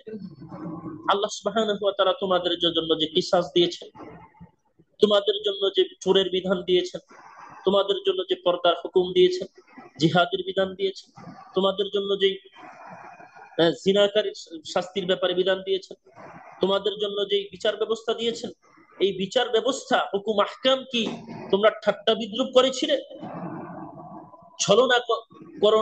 আর আল্লাহ সাবধান করেছেন, লা তা'যিরু ক্বাদ কাফারতুম বা'দা ঈমানিকুম। সাবধান, ছলনা করো না, ঈমান আনার পর তোমরা কাফির হয়ে যাবে। যদি তোমরা আল্লাহর এই বিধানের ব্যাপারে যদি তোমরা ঠাট্টা বিদ্রুপ করো, পিছপা হও, নিজের পাকে পিছনে দাও, আল্লাহ সুবহানাহু ওয়া তাআলা বলছেন অবশ্যই তোমরা ঈমান আনার পরে কাফের হয়ে যাবে, ঈমান থেকে দূরে সরে যাবে, কেননা আল্লাহর বিধানকে তুমি ঠাট্টা বিদ্রুপ করেছো। আল্লাহ সুবহানাহু ওয়া তাআলা কত কঠিন ভাবে আমাদেরকে সতর্ক করেছেন। সম্মানিত সুধী, সময় অনেক দীর্ঘায়িত হয়ে যাচ্ছে, আমি সংক্ষিপ্ত ভাবে আর কয়েকটি বিষয় শেষ করি। আমি আমার আলোচনা সংক্ষিপ্ত ভাবে শেষ করবো ইনশাআল্লাহ। ঈমান ভঙ্গের 7ম নাম্বার কারণ হচ্ছে যদি কেউ জাদুর আশ্রয় নেয়। আমাদের দেশের একটি চিরাচরিত অবস্থা, বিশেষ করে অধিকাংশ মহিলারাই জাদুতে বিশ্বাসী। আর জাদুর হুকুম ইসলামে কি বলে সেটার ব্যাপারে সংক্ষিপ্ত আলোচনা করা জরুরি। রাসূল সাল্লাল্লাহু আলাইহি ওয়াসাল্লাম বলছেন, ইজতানিবুল মুবিকাত সাবআ, 7টি বিষয় থেকে আমি তোমাদেরকে সাবধান করেছি, যে 7টি বিষয় থেকে তোমরা বেঁচে থাকবে। এর মধ্যে একটি বিষয় হচ্ছে জাদু। আর এই জাদু, ইসলামের বিধান হচ্ছে জাদু হারাম, কারণ এ থেকে শয়তানকে ব্যবহার করা হয় এবং অনেক গায়েবী বিষয়কে আল্লাহ সুবহানাহু ওয়া তাআলার দ্বারস্থ থেকে মানুষদের ঈমানকে নিফাকে পরিণত করা হয়। এবং আল্লাহ নবী সাল্লাল্লাহু আলাইহি ওয়াসাল্লাম বরঞ্চ এ ব্যাপারে বিধান দিয়েছেন, যদি কোনো জাদুকরকে তোমরা পাও, তাকে ফাকতালু, তোমরা তাকে হত্যা করো। কোন জাদুকরকে যদি পাওয়া যায় যে জাদুর মাধ্যমে, জাদুর আশ্রয়, জাদু শিখায়, এবং রুস্তম অনুদ্বুদ্ধ করেছেন, রুস্তম বারণ করেছেন যে তোমরা জাদু শিখবে না, জাদু যারা শিখায় তাদের কাছেও যাবে না, আর তাদের উপর আল্লাহর নাম। খুব কঠিন বিষয়, খুব কঠিন কথা। সম্মানিত সুধী, এমনকি রাসূল সাল্লাল্লাহু আলাইহি ওয়াসাল্লাম এটাও বলেছেন, জাদুকরকে যেখানে পাও, ইসলামের বিধান হচ্ছে তাদেরকে হত্যা করা। আর জাদুর ব্যাপারে রাসূল সাল্লাল্লাহু আলাইহি ওয়াসাল্লাম স্পষ্টভাবে এটা হারাম করেছেন। যদিও আমাদের দেশের অধিকাংশ বিষয়ে, আমাদের দেশে অধিকাংশ মহিলারাই জাদু বিদ্যার শরণাপন্ন হন, অধিকাংশ সাংসারিক ব্যাপারে আমি দেখা যায়। এটা প্রমাণ এই জন্য হয় যে ঢাকার অলিতে গলিতে, রাস্তাঘাটে, কিংবা আমাদের দেশের সিটি শহরগুলোর অলিতে গলিতে, বাজারে ব্যানার দেখা যায় যে আপনার সাংসারিক সমস্যার জন্য আমাদের সাথে যোগাযোগ করুন, এমন অনেক মুখরোচক কথা বলে এই জাদুবিদ্যার শরণাপন্ন হন। এবং কি এর মাধ্যমে একজন ক্ষতি করার জন্য এই জাদুর মাধ্যমে কেউ যদি কোনো কিছু অর্জন করতে চায়, কিংবা কোনো কিছু বর্জন করতে চায়, স্বামী স্ত্রীর মাধ্যমে কোনো ভালোবাসা স্থাপন করতে চায়, কিংবা স্বামী স্ত্রীকে একজন আরেকজনকে তালাক দেওয়া, কিংবা সম্পর্ক বিচ্ছিন্ন করার জন্য এই জাদুর মাধ্যমে অবশ্যই ঈমান বের হয়ে যাবে। আল্লাহ আমাদেরকে বোঝার তৌফিক দান করুন। জাদুবিদ্যা অবশ্যই ইসলামে হারাম। আমরা এই বিষয়টা অবশ্যই সামনে রেখে আমাদের চিন্তা চেতনায় ধারণ করবো ইনশাআল্লাহ। আর জাদুবিদ্যা শিরকের অন্তর্ভুক্ত। এটার শিরকের অন্তর্ভুক্ত হওয়ার জন্য কারণ হচ্ছে দুইটা। এক, জাদুবিদ্যায় শয়তানকে ব্যবহার করা হয় এবং তার সাথে সম্পর্ক স্থাপন করা হয়। শয়তানি ছাড়া জাদুবিদ্যা চলে না। দুই নাম্বার, জাদুবিদ্যায় ইলমে গায়েবের দাবি করা হয় এবং জাদুকরের জ্ঞান জাদুবিদ্যা অর্জনের মাধ্যমে আল্লাহর অংশীদারিত্ব সাব্যস্ত হয়। অর্থাৎ জাদুবিদ্যায় এমন কিছু তারা সাধন করতে চায় যেগুলো তাদের হাতে নেই, বরঞ্চ ওইটা পুরোটাই আল্লাহর হাতে। বরঞ্চ তারা তারা এমন কিছু ভেলকিবাজি মানুষের মাধ্যমে করে যেগুলো থেকে মানুষ বিশ্বাস করে নেয় যে জাদুকরের দ্বারা সম্ভব। আল্লাহ সুবহানাহু ওয়া তাআলা আমাদেরকে হেফাজত করুন এই শিরকি কর্মকাণ্ড থেকে। জাদুকরের শাস্তি মৃত্যুদণ্ড, এটা আল্লাহ নবী সাল্লাল্লাহু আলাইহি ওয়াসাল্লাম বলেছেন। এবং আমাদের উচিত হবে সর্বাবস্থায় জাদু এবং জাদুকর সর্বাবস্থায় এদেরকে ত্যাগ করা। একজন মুমিনের কোশ্চিনকালেও জাদুর দ্বারস্থ হওয়া শোভনীয় নয়। আর যদি সে যদি জাদুর দ্বারস্থ হয় তাহলে অবশ্যই তার ঈমান ভঙ্গ হয়ে যাবে, ঈমান চলে যাবে। ঈমান ভঙ্গের অষ্টমতম কারণ হচ্ছে মুসলমানের বিরুদ্ধে মুশরিকদের সাহায্য সহযোগিতা করা। এটা অনেক বড় ভয়ঙ্কর বিষয়। একজন তাওহীদবাদী লোক কোশ্চিনকালেও তার তাওহীদ ঈমানি চেতনার ভাইদের সাথে শত্রুতা পোষণ করবে, এটা কোশ্চিনকালে হয় না। বরঞ্চ ইসলাম নিষেধ করেছেন তোমরা একজন ভাই আরেকজন ভাইয়ের সাথে 3 দিনের বেশি সম্পর্ক বিচ্ছেদ করে থাকার অনুমতি আল্লাহ নবী সাল্লাল্লাহু আলাইহি ওয়াসাল্লাম দেননি। এর বিরুদ্ধে গিয়ে যদি আপনি ইহুদি খ্রিস্টান মুশরিকদেরকে সাহায্য করেন আপনার ভাইদের বিরুদ্ধে, মুমিনের বিরুদ্ধে, তাহলে অবশ্যই আপনি ঈমান থেকে খারিজ হয়ে যাবেন। কারণ আল্লাহ সুবহানাহু ওয়া তাআলা বলেন, আমাই ইয়াতাওয়াল্লাহু মিনকুম ফাইন্নাহু মিনহুম ইন্নাল্লাহা লা ইয়াহদিল কওমায যালিমিন। তোমাদের মধ্যে যে তাদের বিধর্মীদের সাথে বন্ধুত্ব করবে, যে তার ঈমানের বাহিরে গিয়ে বিধর্মীদের সাথে বন্ধুত্ব করবে, সে তাদের অন্তর্ভুক্ত হবে। এমনকি রাসূল সাল্লাল্লাহু আলাইহি ওয়াসাল্লাম বলছেন, মান তাশাব্বাহা বিকওমিন, কেউ যদি কোনো কওমের সাথে সাদৃশ্য রাখে, ইহুদি খ্রিস্টানদের সাথে বন্ধুত্ব রাখে, তাদের সাথে সাদৃশ্য রাখে, তাদের আদতে, তাদের চলায়, তাদের ফেরায়, তাদের স্টাইলে, তাদের আনুগত্যে, তাদের পোশাকে, তাদের রুসমে, তাদের রেওয়াজে, তাদের সংস্কৃতিতে, সে তাদের অন্তর্ভুক্ত হবে। রাসূল সাল্লাল্লাহু আলাইহি সাল্লামের হাদিস দ্বারা সাব্যস্ত। এমনকি রাসূল সাল্লাল্লাহু আলাইহি সাল্লাম ছাড়াও আল্লাহ সুবহানাহু ওয়া তাআলা নিষেধ করেছেন, ইয়া আইয়ুহাল্লাযীনা আমানু লা তাত্তাখিযু আদুব্বি ওয়া আদুব্বিকুম আউলিয়া। হে ইমানদারগণেরা, তোমরা আমার এবং তোমাদের শত্রুদেরকে বন্ধুরূপে গ্রহণ করো না।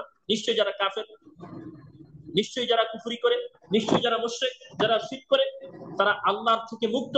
কারণ আল্লাহ এবং আল্লাহর রাসূল থেকে এর সাথে মুশরিক এবং কাফেরের সাথে কোনো বিন্দু পরিমাণ সম্পর্ক নেই। কিন্তু কোনো মুমিন যদি তাদের সাথে সম্পর্ক রাখে আর মুসলমানদেরকে ক্ষতি সাধনের চেষ্টা করে তাদের সাথে সম্পর্ক রাখার জন্য, সেই ব্যক্তি ও ঈমান থেকে খারিজ হয়ে যাবে, তার ঈমান ভঙ্গ হয়ে যাবে, সে ইসলাম থেকে বের হয়ে যাবে।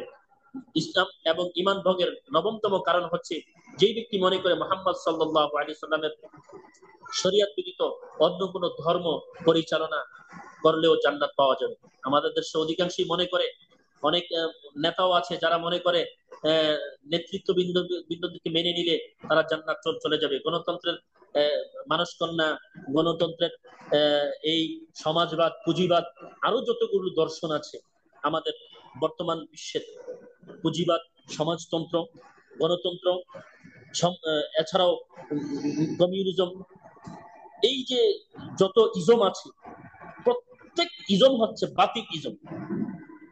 একমাত্র ইসলাম ছাড়া একজন মুমিনের কাছে ইসলাম ব্যতীত আর কোন জীবন ব্যবস্থা নেই। আর আল্লাহর কাছে ইসলাম ছাড়া আর কোন জীবন ব্যবস্থাই গ্রহণযোগ্য না। আল্লাহ সুবহানাহু ওয়া তাআলা নিজে স্পষ্ট করেছেন, আমাই ইয়াবতাগি গায়রাল ইসলাম দীনান ফালান ইউকবালা মিনহু ওয়া হুয়া ফিল আখিরাতি মিনাল খাসিরিন। কেউ যদি গণতন্ত্রকে তার জীবন আদর্শ করে নেয়, কেউ যদি সমাজবাদকে, কেউ সমাজতন্ত্রকে, কেউ যদি পুঁজিবাদকে তার জীবন আদর্শ করে নেয়, তার রাজনীতিকে তার জীবন আদর্শ করে নেয়, ইসলাম এবং ইসলামিক রাজনীতিকে, ইসলাম ছাড়া অন্য কোন জীবন ব্যবস্থাকে মেনে নেয়, আল্লাহ কোশ্চিনকালেও তার ওই জীবন ব্যবস্থাকে কবুল করবেন না। ওয়া হুয়া ফিল আখিরাতি মিনাল খাসিরিন। আর অবশ্যই সে কিয়ামতের দিন, আখিরাতের দিন ক্ষতিগ্রস্তদের অন্তর্ভুক্ত হবে, সে তাদের সাথেই থাকবে।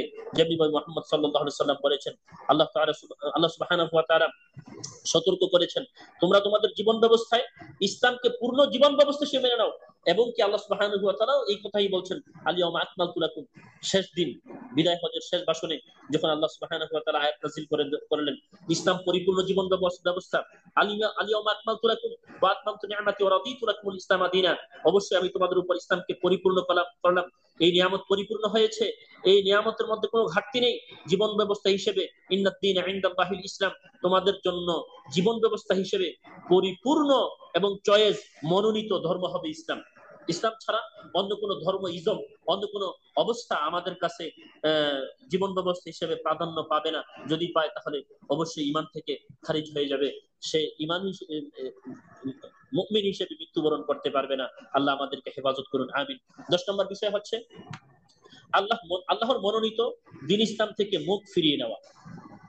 ইসলামী জীবন ব্যবস্থা তো পালন করবেই না, আবার যদি ইসলাম থেকে মুখ ফিরিয়ে নেয়, ইসলাম মুসলিমদের সাথে শত্রুতামি, মুসলিমদের ভালো লাগে না, আলেম ওলামা ভালো লাগে না, আহলুল ইলমদেরকে ভালো লাগে না, তাদের সাথে মুশাহাদা, তাদের সাথে চলাফেরা করা যদি ভালো না লাগে, আর যদি এ থেকে মুখ ফিরিয়ে নিয়ে সে মনে করে যে সে এখনো ইমানদার আছে, লা ইলাহা ইল্লাল্লাহ বলে, তাহলে এই বিশ্বাস তার সামান্য পরিমাণও টিকে না। এটা হচ্ছে তার জুলুমের শামিল। আল্লাহ সুবহানাহু ওয়া তাআলা এই ব্যাপারে বলছেন, ওয়ামান আযলামু মিম্মান যুকিরা বিআয়াতি রাব্বিহি সুম্মা আ'রাদা আনহা ইন্না মিনাল মুজরিমিনা মুনতাকিমুন। যে ব্যক্তিকে আল্লাহ তাআলা আয়াতসমূহ দ্বারা উপদেশ প্রদান করা হয় আর সে তা থেকে মুখ ফিরিয়ে নেয়, তাদেরকে বলা হয় কিসাসের কথা। তাদের কাছে মনে হয় কিসাসের কথা হলো জাহেলি যুগের চিন্তা, এই কিসাস এখন চলবে না, এর মানে সে ইসলাম থেকে মুখ ফিরিয়ে নেয়।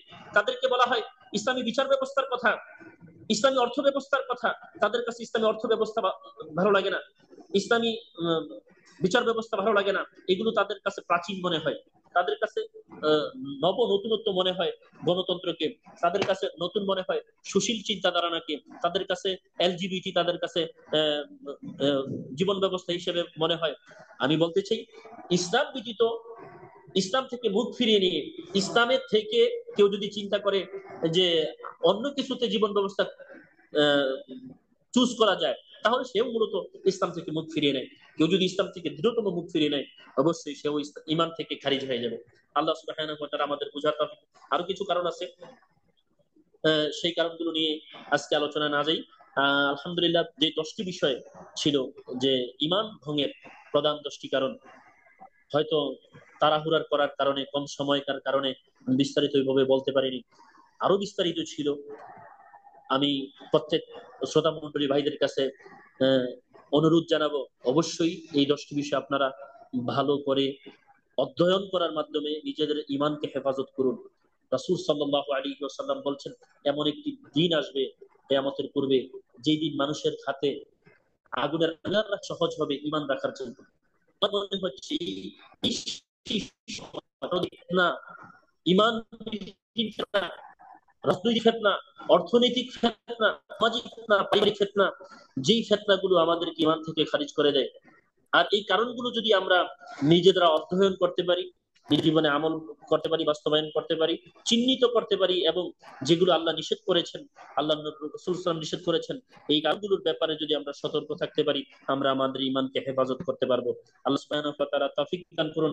এই রমাদান মাস যেন আমরা সিয়ামের মাধ্যমে কাটিয়ে দিই, ইমানের সাথে ইবাদত করতে পারি, সাথী নিয়ে যেন আল্লাহ সুবহানাহু ওয়া তাআলার সাথে সাক্ষাৎ করতে পারি, এই তৌফিক আল্লাহর কাছে চাই।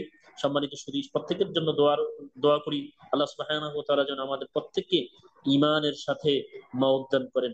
ইন্নামাল আমালু বিল খাওয়াতিম, শেষ আমলটা যেন ঈমানের সাথে হয়। ঈমান নিয়েই যদি আল্লাহর সাথে সাক্ষাৎ করতে পারি, তাহলে জান্নাত যেতে পারবো ইনশাআল্লাহ। আমরা চেষ্টা করব এই 10টি বিষয়ে সতর্ক থাকার জন্য।